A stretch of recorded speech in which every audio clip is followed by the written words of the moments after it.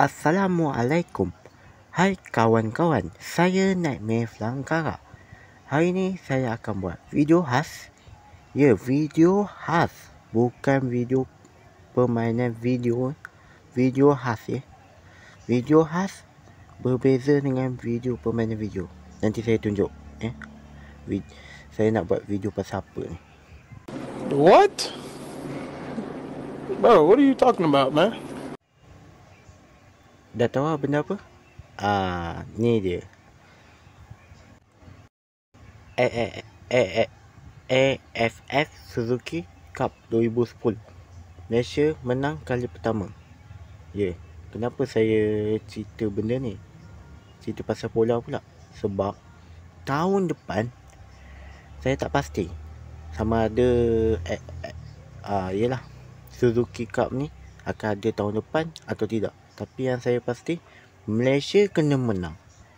Kalau Malaysia menang atau kalau final lah, saya jadi wakil bola sepak. Ya, saya janji. Saya pegang janji itu.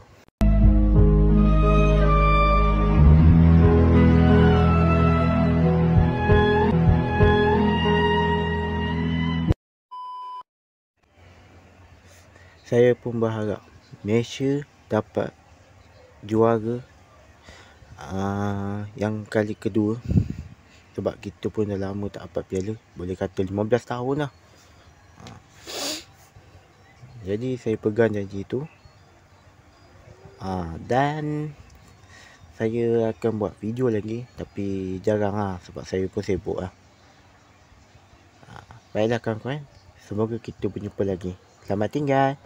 Mari lihat.